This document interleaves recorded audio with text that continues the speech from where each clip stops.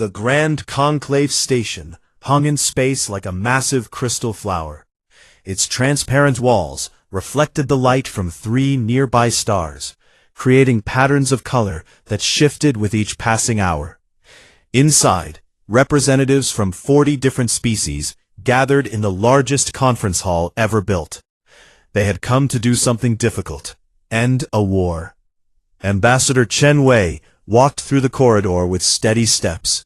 Her dark blue suit was simple compared to the elaborate robes and armor worn by other diplomats. Behind her, 12 humans followed, each carrying datapads and briefcases. They looked like any office workers from Earth, dressed in casual professional clothes, chatting quietly among themselves. Chen noticed the stares. She had been noticing them for 3 days now, ever since the Peace Summit began. The other species always looked at the human delegation with curious eyes. Others seemed almost amused. The main hall was enormous. The ceiling stretched so high that clouds sometimes formed near the top.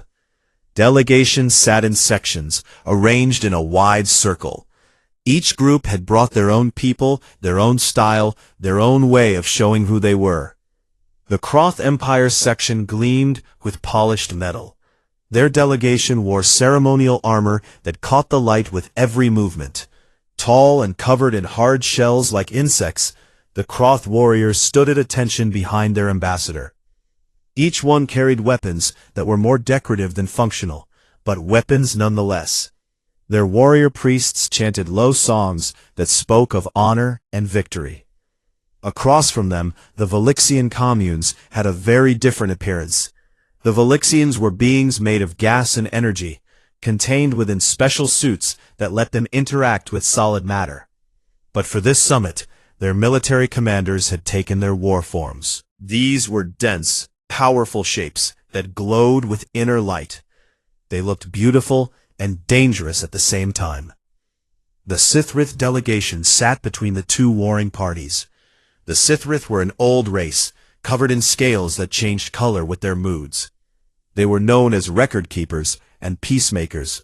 Their generals wore medals that told the story of 1,000 years of conflicts resolved. At the head of their delegation sat historian Velshara, a Sithrith so old that her scales had turned silver.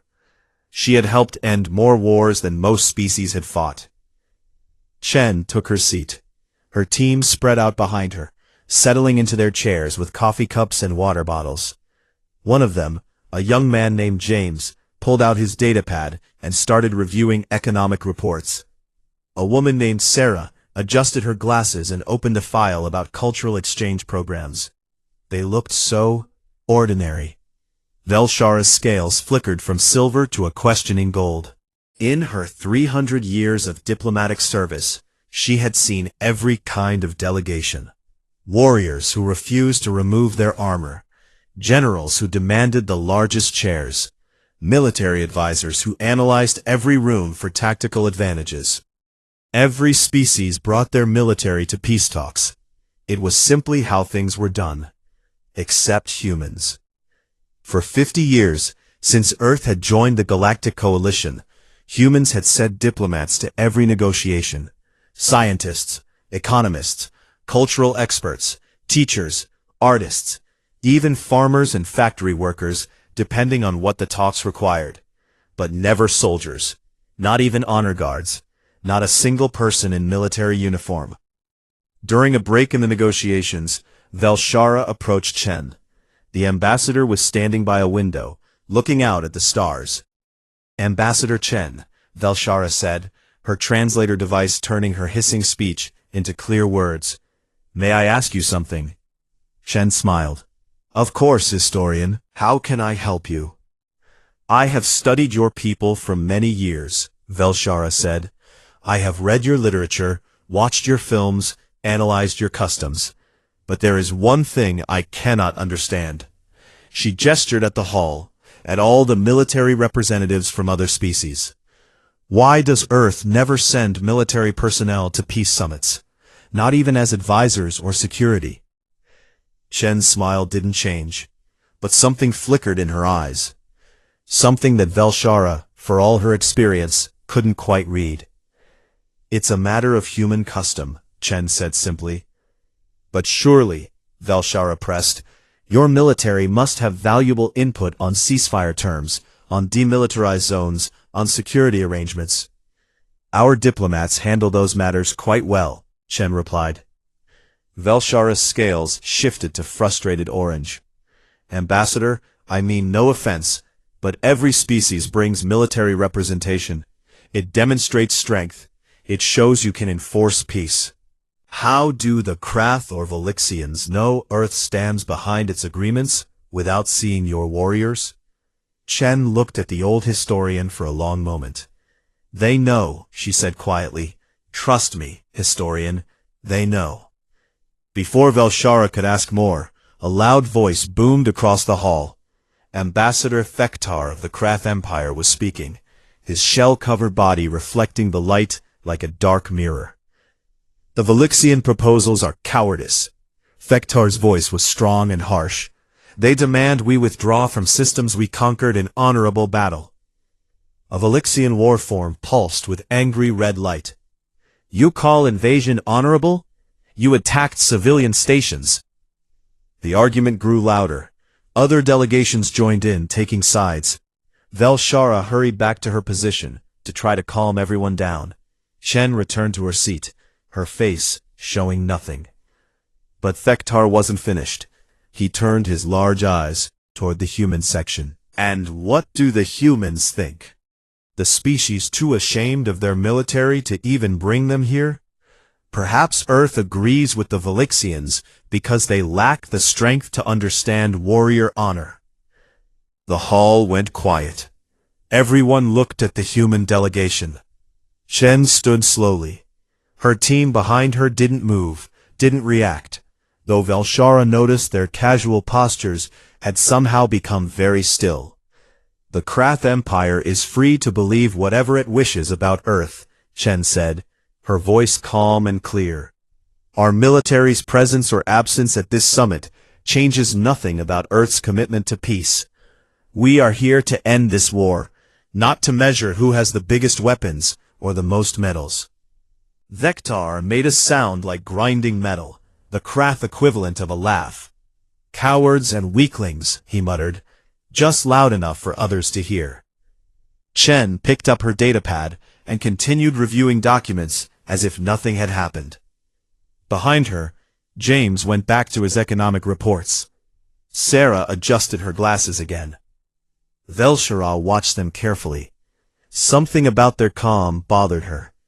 It wasn't the nervous calm of frightened people trying to appear brave. It was something else, something solid and deep, like a mountain that didn't need to prove it couldn't be moved. That night, Velshara couldn't sleep. She kept thinking about the humans, about their strange absence of military pride, about Chen's unshakable calm in the face of insults, about the way the entire human team had gone very, very still when Thektar spoke. She decided she needed to understand. Tomorrow, she would begin researching Earth's history. Surely, somewhere in their past, there would be answers. She had no idea what she was about to discover. Velshara sat in her private quarters, surrounded by floating screens. Each one showed different pieces of information about Earth.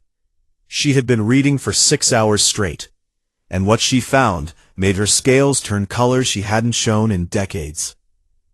She started with basic facts. Earth had joined the Galactic Coalition 50 years ago. Their technology was adequate, their culture was diverse, their diplomats were skilled.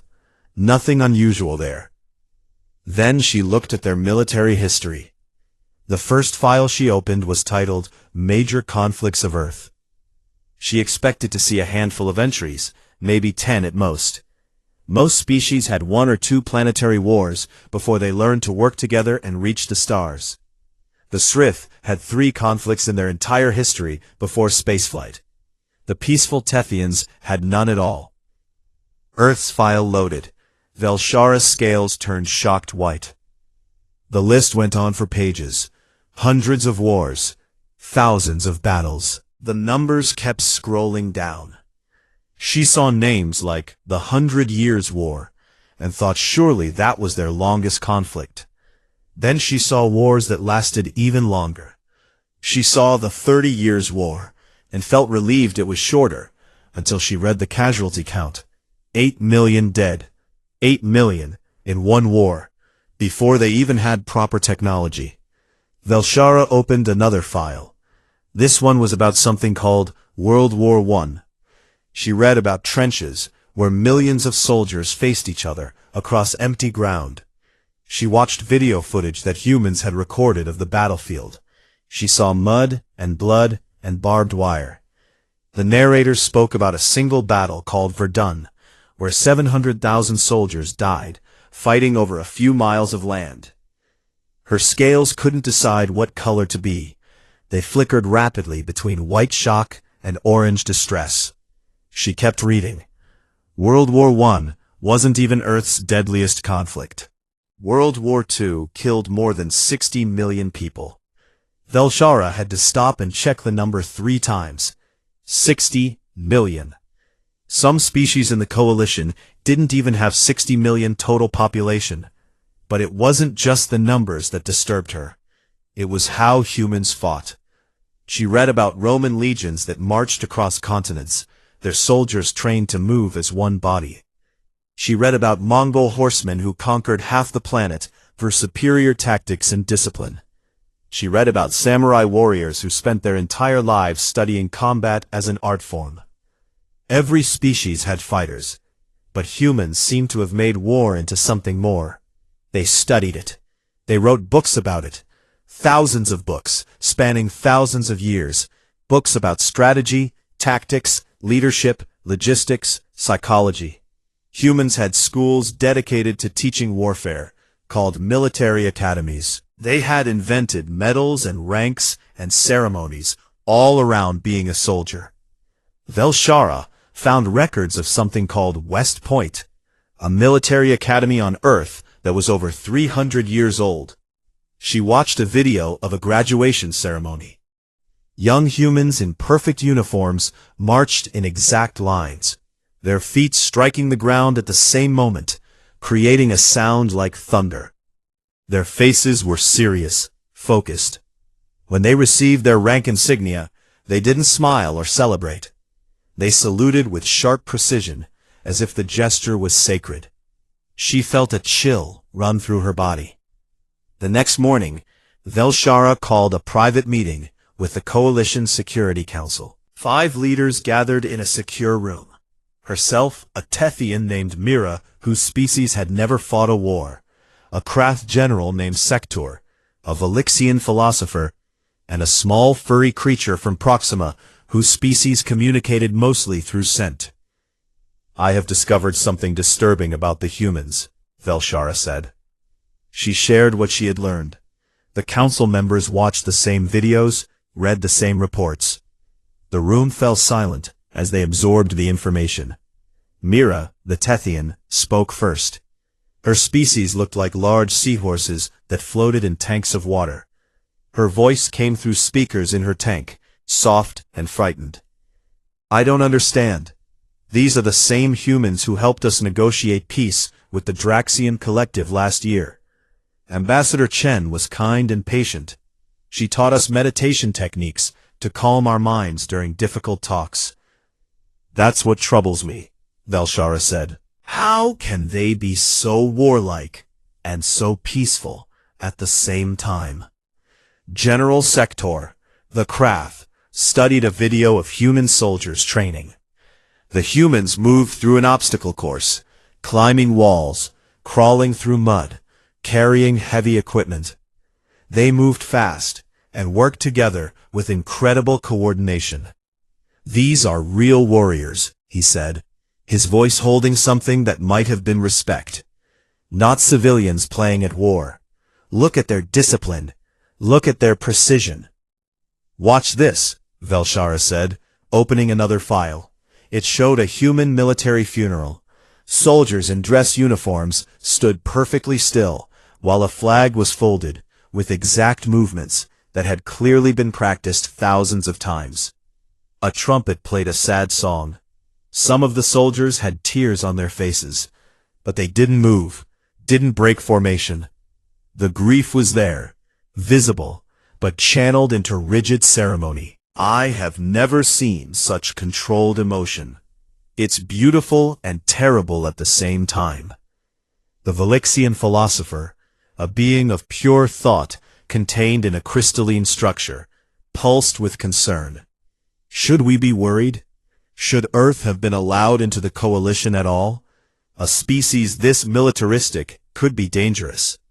That's what I can't understand, Velshara said. Their history says they should be aggressive, warlike, dangerous. But their actions for 50 years say the opposite. They've helped end 3 major wars. They contribute generously to disaster relief. Their diplomats are some of the best we have. Ambassador Chen herself has personally saved 2 peace agreements that were about to collapse. She pulled up Chen's file. Look at this. Chen has a degree in international relations, a doctorate in conflict resolution, and she speaks 7 languages. She's written books about peaceful negotiation. She established a cultural exchange program that helped the Zeltani and the Mordics learn to understand each other. She is, by every measure, a peacemaker. Then why does their military history matter? Asked the small Proximan, its translators struggling with its scent-based language. Velshara's scales turned a deep, thoughtful purple. Because it should matter. Every other species shows their nature clearly. Peaceful species have peaceful histories. Aggressive species have aggressive histories. The Krath are warriors, and they act like warriors. The Tethians are peaceful, and they act peacefully. But humans? She gestured at all the screens. Humans have the most violent history of any coalition species, yet they act like the most peaceful. General Sector leaned forward. Show me their modern military. What do they have now? Velshara pulled up files on Earth's current defense forces. The numbers were substantial, but not overwhelming. Their technology was good, but not exceptional. Their fleet was large enough to defend their systems, but not to threaten others. Standard for a coalition member. Wait, Sector said. Go back. What was that about service numbers? Velshara found the file he meant.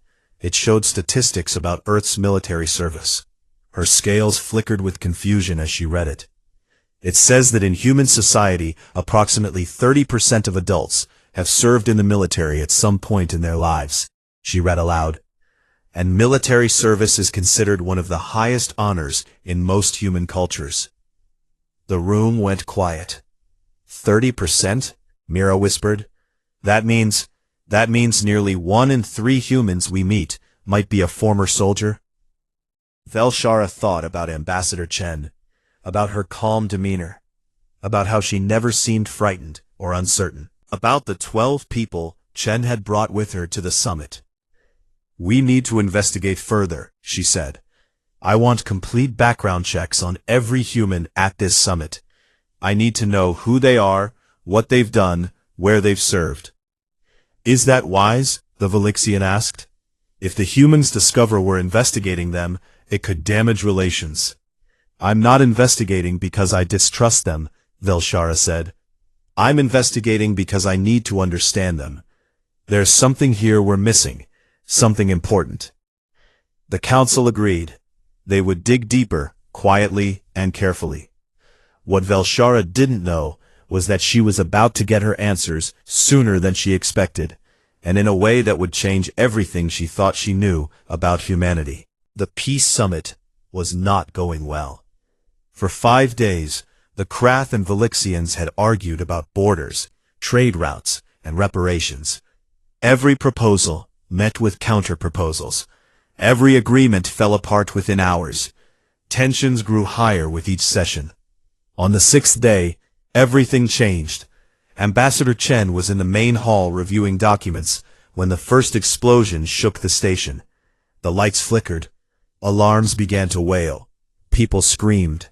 Chen's head snapped up, and for just a moment, Velshara saw something change in the human's eyes. Something sharp and focused. Everyone stay calm, Chen said, her voice carrying across the chaos. Move to the interior corridors. Stay together. More explosions followed. The station's security forces rushed past, heading toward the outer sections. Velshara heard weapons fire in the distance. Her scales went pale with fear. The Grand Conclave Station was supposed to be neutral ground, protected by ancient laws that every species respected. A security officer ran into the hall. He was bleeding, his uniform torn. "We're under attack," he gasped. "Krath warriors, they've taken the docking bays. They're heading this way." Thektar, the Krath ambassador, stood up in shock. "That's impossible. My government would never." "Not your government," the officer said. "Young warriors, radicals, they say the peace talks are a disgrace. They want to take the station by force." The hall erupted in panic. Delegates from 40 species tried to flee at once, pushing and shoving. Velshara found herself caught in the crowd, unable to move. She looked around for the human delegation. What she saw made her freeze. The humans weren't panicking. While everyone else ran in circles, the 12 humans from Earth's delegation had formed a tight group. They moved together toward Chen with purpose and coordination. No running, no shouting, just smooth, efficient movement.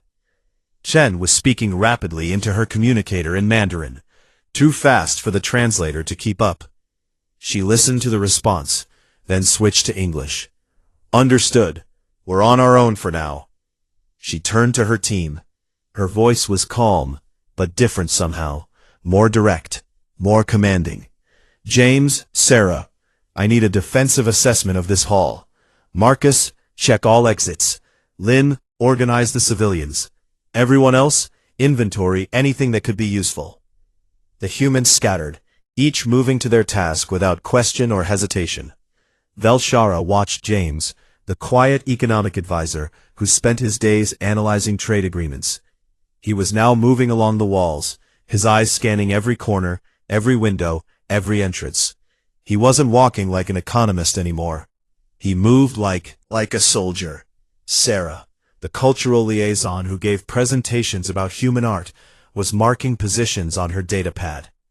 Velshara saw what she was drawing: sightlines, cover positions, fields of fire.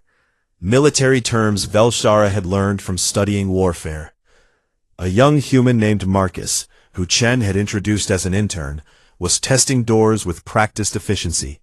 He found one that led to a supply closet and called out, "Material storage here. Could be useful for barricades." This wasn't the behavior of scared civilians. This was training. This was discipline. Velshara made her way to Chen. "Ambassador, what is happening? Your people, they're moving like..." Chen looked at her. The friendly diplomat's expression was gone, replaced by something harder. "Like military personnel?"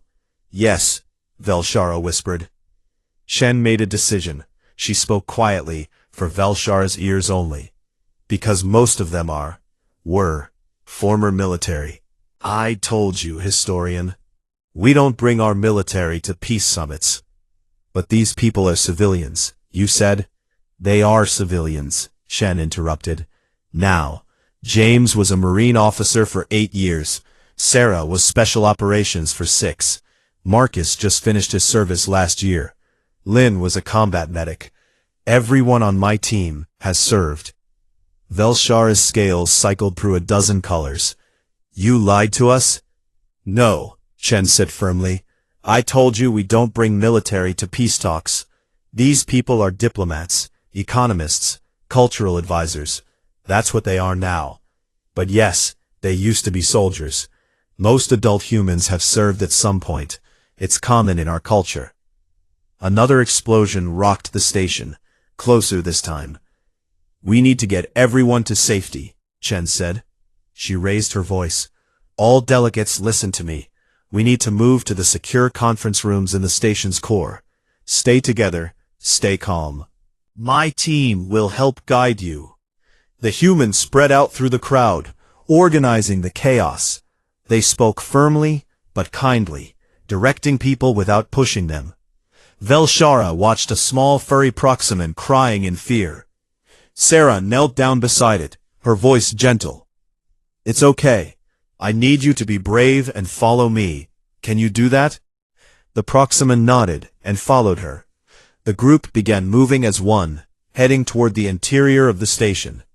The humans positioned themselves around the outside of the crowd, protecting the others without making it obvious.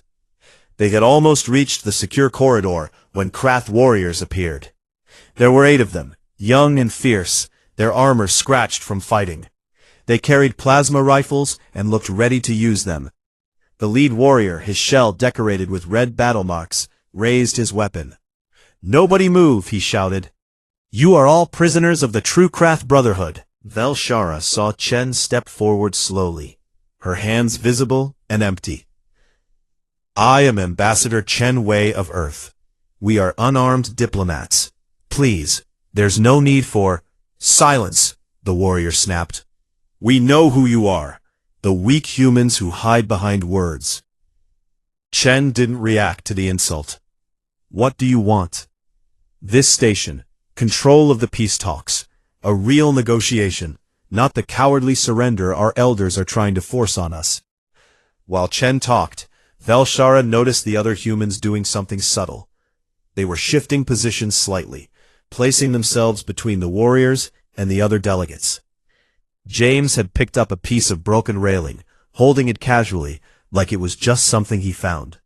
Sarah had positioned herself near a heavy table that could provide cover. Marcus was watching the warriors' weapons with an intensity that suggested he knew exactly how those rifles worked, and how to disarm someone carrying one. Chen kept the lead warrior's attention. "Taking hostages won't help your cause. It will turn the entire coalition against you." "The coalition already betrayed us," the warrior said. "Our elders agreed to give up systems our ancestors died to conquer. We refuse to accept this dishonor." "I understand your frustration," Chen said, and her voice held genuine sympathy. "I've been a soldier too. I know what it feels like to think your leaders are making a mistake." The warrior's eyes focused on her. "You? A soldier? Naval officer. 10 years of service. I've fought in battles. I've lost friends. I've questioned orders." Chen took a small step closer. "But I also learned something important." "Do you know what it is?" The warrior didn't answer, but he was listening. "I learned that there's a difference between a warrior and a murderer. A warrior fights to protect something. A murderer just fights. Right now, you're pointing weapons at unarmed civilians. That's not warrior honor. That's not what the Krath are known for." Velshara saw doubt flicker in the young warrior's eyes. But then one of his companions spoke up. "She's trying to trick us. These humans are cowards. Look at them, hiding behind words." The lead warrior's grip on his rifle tightened. "Enough talk. Everyone move to—" He didn't finish. A booming voice cut through the hall like a blade. "Stand down, warriors." Ambassador Fektar strode into view, flanked by station security and a dozen Krath in official military armor. His presence was commanding, and the young warriors immediately showed uncertainty. "Ambassador," the lead warrior said, "we are fighting for Krath honor. You fight for nothing but your own pride." Fektar's voice was harsh. "You attack a peace station, you threaten unarmed delegates, and you disgrace every Krath who came before you." The young warriors looked ashamed, but defiant. They were trapped now, between their ambassador and the humans.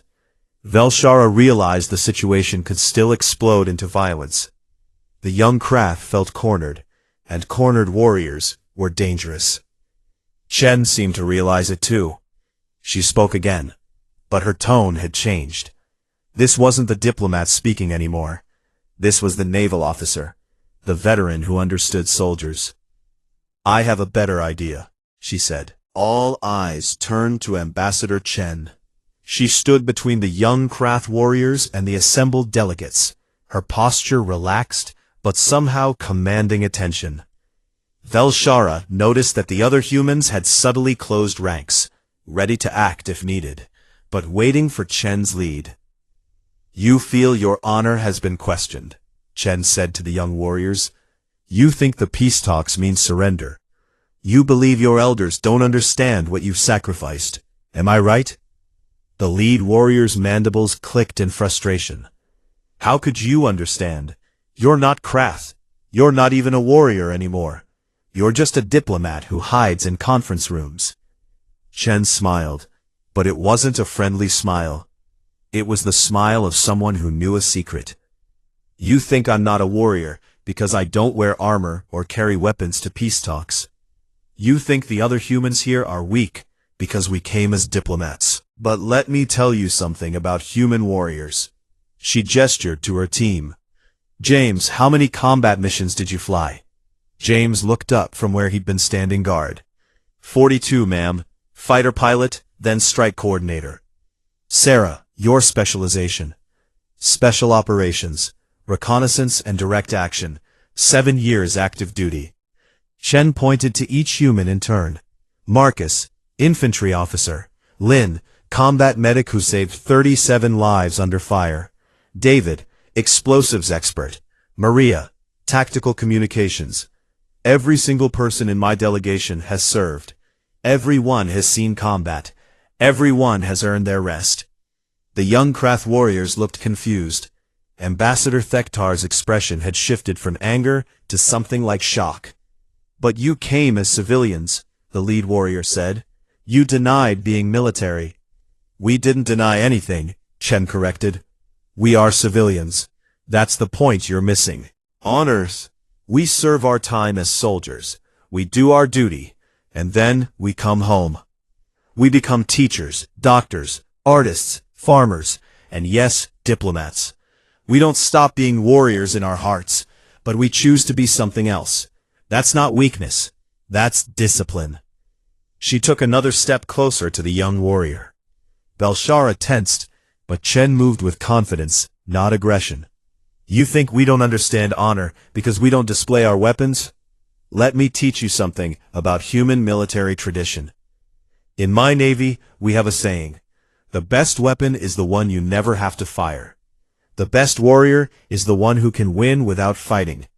The greatest honor isn't in how many battles you win, but in how many you prevent. The lead warrior's rifle lowered slightly. You speak well, but words are easy. So, let me speak in a language you understand better.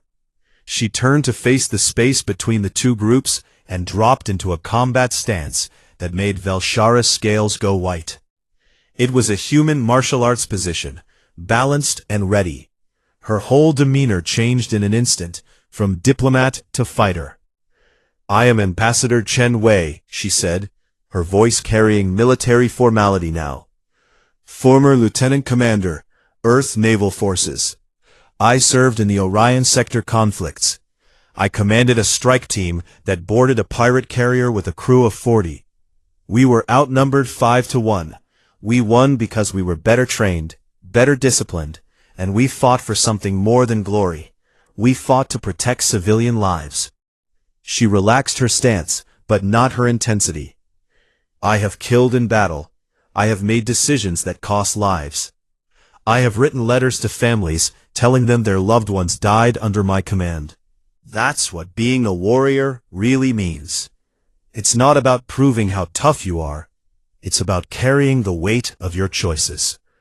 The hall was completely silent. Even the alarms seemed quieter. Chen turned to the young warriors. You want to fight? I understand that. But look around you. You're pointing weapons at people who came here to talk, to find peace, to end the dying. Is that the fight you want? Is that the battle you'll be proud of when you're old? The lead warrior's weapon dropped to his side. We wanted. The elders are giving up systems our friends died to take. And more of your friends will die trying to keep them, Chen said, her voice gentler now. That's the cycle. That's what we're here to stop. Not because we're weak, but because we're strong enough to choose another path. Ambassador Thektar stepped forward. For the first time since Velshara had met him, the Krath ambassador looked uncertain. He addressed Chen, not the young warriors. I owe you an apology, Ambassador Chen, Thektar said. I called you and your people cowards. I mocked you for not bringing military representation. I was wrong. Chen inclined her head. Apology accepted, Ambassador. Thektar turned to his young warriors. Put down your weapons. This is not the Krath way. We fight when we must, but we do not attack diplomats. We do not take hostages. Chen is right. There is no honor here. The young warriors looked at each other. Slowly, reluctantly, they set their rifles on the ground. Station security moved in carefully to collect the weapons, but the lead warrior wasn't finished. He looked at Chen with something that might have been respect. You said you were a warrior. You said your people here all served. Yet you came to peace talks without weapons, without armor. You let me insult you. Why? Chen's answer was simple. Because that's what diplomats do. We put aside our weapons and our pride. We sit at tables with people we might have fought yesterday and try to build something better for tomorrow. It's harder than fighting, actually. Fighting is simple. Peace is complicated. She gestured to all the delegates around them. Every species here has warriors. Everyone has fought battles.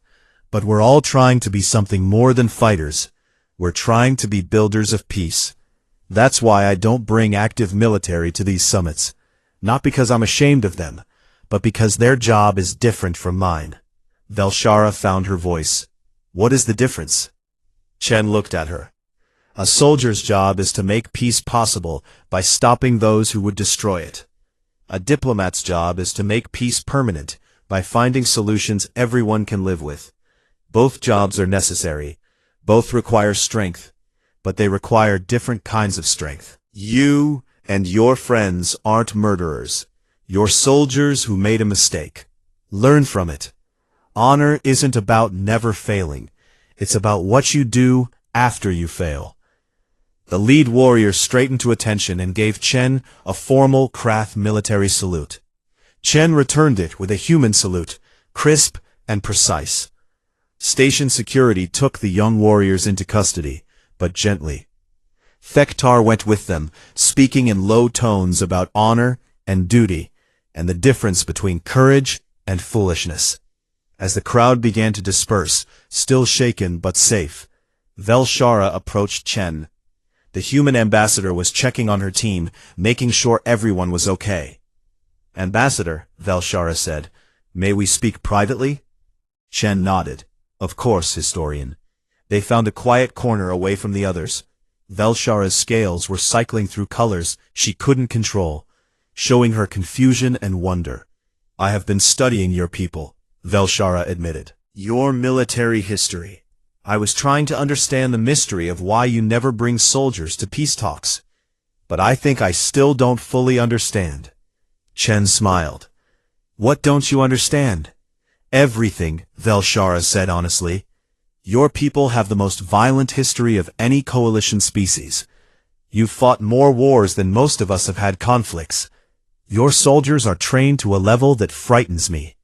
Yet you're also some of the most peaceful, most helpful members of the coalition. How can both things be true? Chen was quiet for a moment, thinking. Can I be completely honest with you, historian? Please, Velshara said. Then I need to tell you something that most species don't understand about humans, Chen said. Something that might help explain why we are the way we are. But it's complicated, and it might take a while to explain properly. Velshara's scales settled into an attentive blue.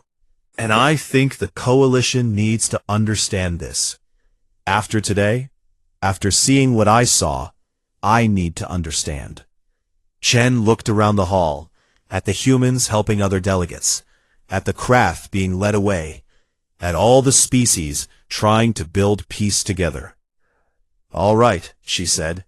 Let me tell you the real reason Earth never brings its military to peace summits. Chen and Velshara sat in a small observation room overlooking the stars. The crisis had passed, but the station was still recovering.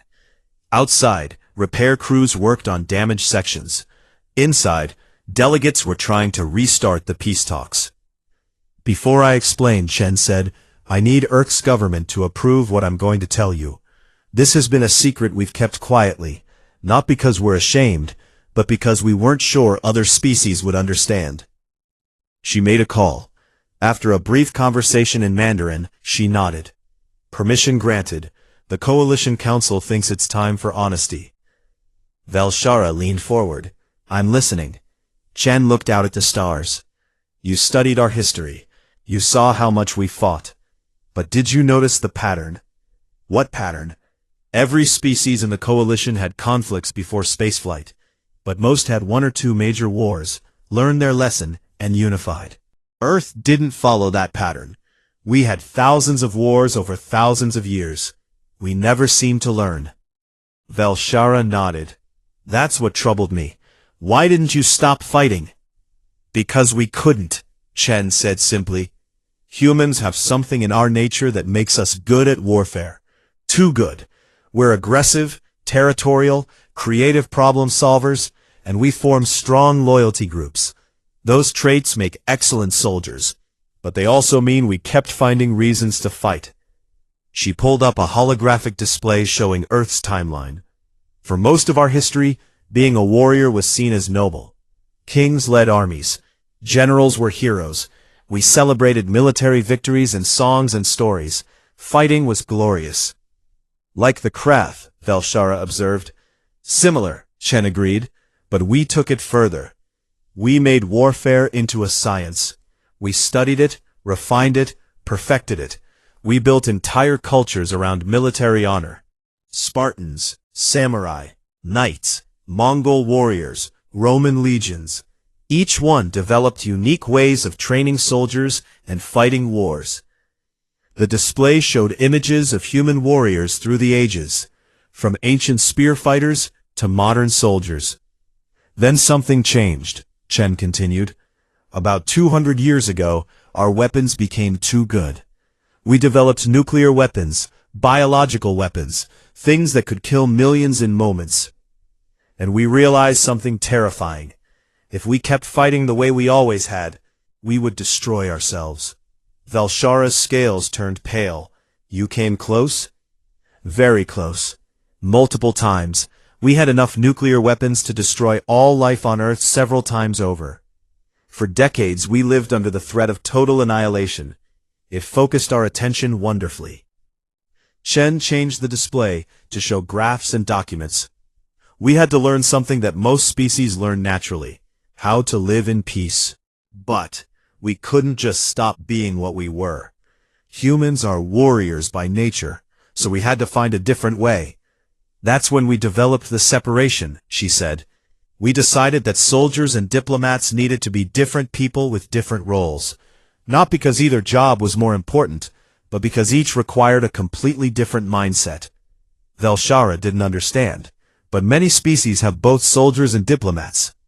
Yes, but here's the key difference, Chen explained. Human soldiers are trained very, very thoroughly. We don't just teach them to fight. We train them to think like warriors, to assess threats constantly, to see every situation in terms of tactics and strategy, to be ready for combat at all times. She gestured to the window, where repairs were ongoing. If I brought active duty soldiers to this peace summit, they would walk into that conference room and immediately analyze it for security weaknesses. They would watch other delegates and assess them as potential threats. They would plan defensive positions and escape routes. Not because they're paranoid or aggressive, but because that's what we train them to do. That's what makes them good soldiers. Understanding began to dawn on Velshara. And that mindset would interfere with peace negotiations. Exactly, Chen said. When you're trained to see everything as a potential battle, it's very hard to see opportunities for peace. Your mind is in the wrong mode.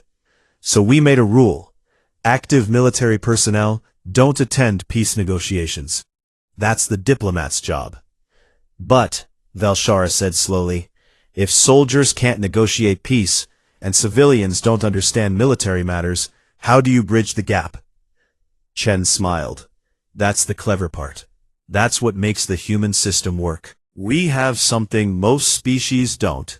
We have a massive population of former soldiers who've become civilians again. She pulled up statistics. 30% of adult humans have served in the military at some point. but most only serve for a few years or decades, then return to civilian life. They go back to being teachers, farmers, artists, scientists, and diplomats. Like you, Velshara said. Like me, Chen agreed. I was a naval officer for 10 years. I learned discipline, leadership, tactical thinking. I saw combat. I understand what war costs. But then I left the military and became a diplomat. I'm not a soldier anymore.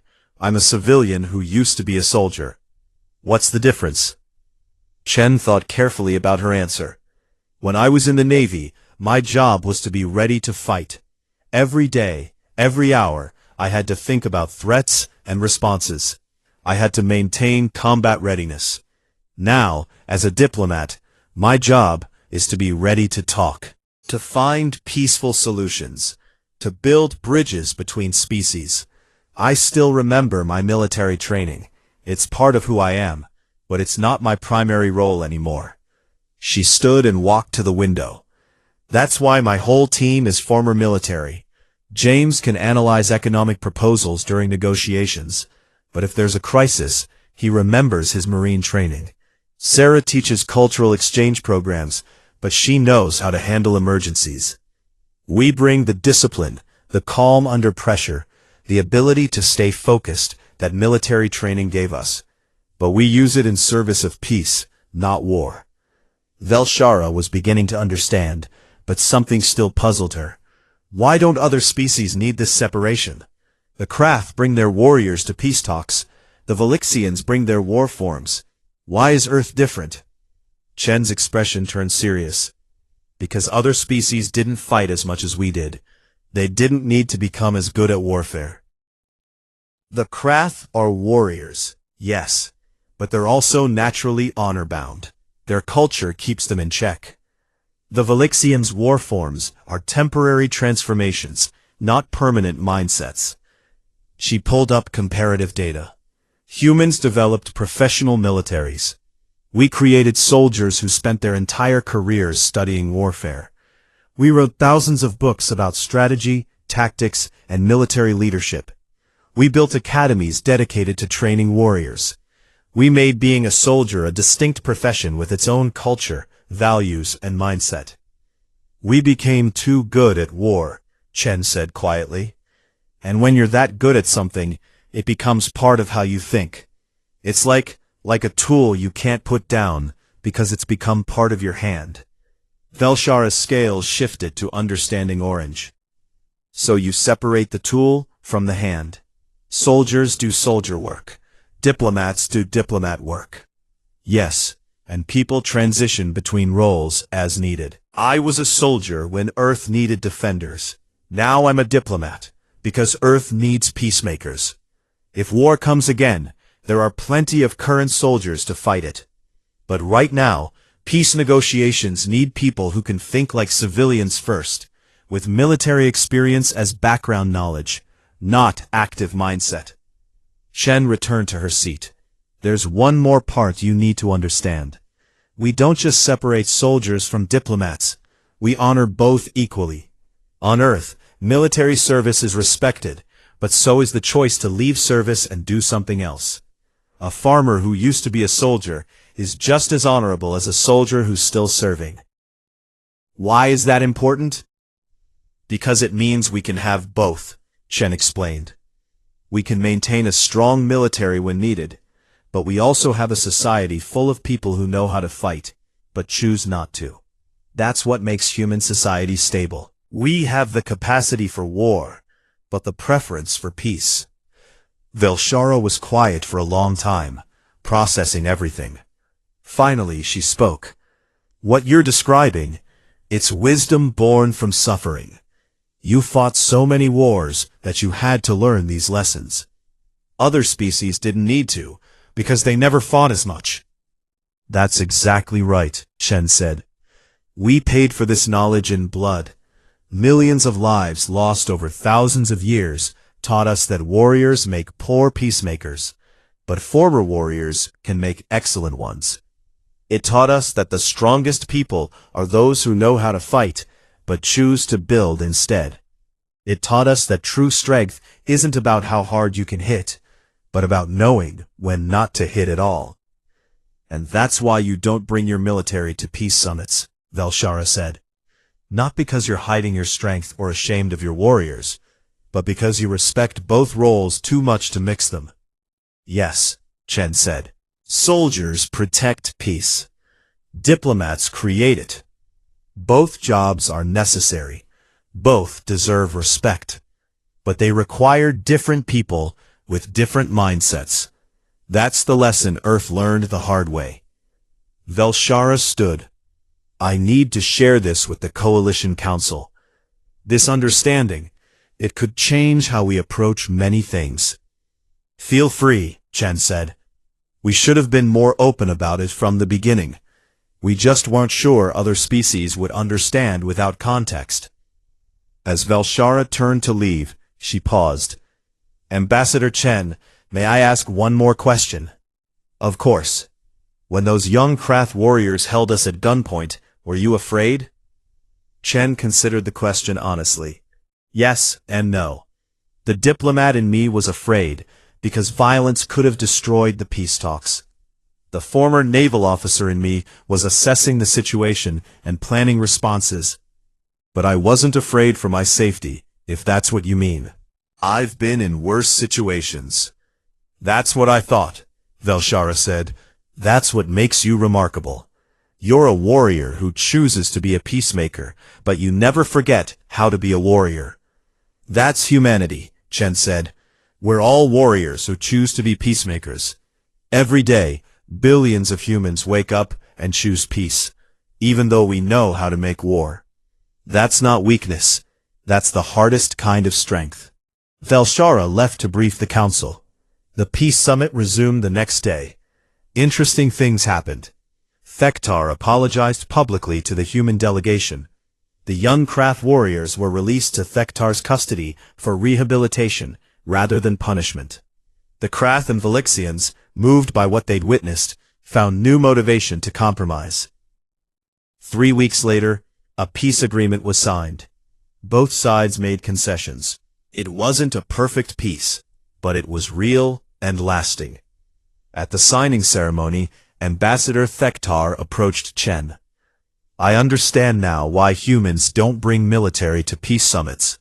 I thought it showed weakness. I was wrong. It shows wisdom we Krath have not yet learned. Chen shook his hand, human style. You learned it when you stopped your young warriors from making a terrible mistake. You chose peace over pride. That's the beginning of wisdom. As the ceremony concluded, Chen stood alone for a moment at an observation window. She looked out at the stars, thinking about Earth, about all the humans serving in the military right now, protecting their homes. And all the humans who'd served and now lived peaceful lives, contributing to society in countless ways. She thought about the young Krath warriors and hoped they would learn what humanity had learned. That being a warrior was honorable, but being a peacemaker was harder, and maybe more important. In her pocket, she carried a small medallion from her old naval unit. She touched it briefly, remembering friends lost in combat, battles won and lost, and the day she'd chosen to trade her uniform for a diplomat's suit. She'd made the right choice. They all had. Every human who'd served their time and come home. Every soldier who became a civilian. Every warrior who chose to build instead of destroy. That was humanity's real strength. Not that they could fight, but that they could choose not to. And that choice, made billions of times every day, was what made them worthy of the stars.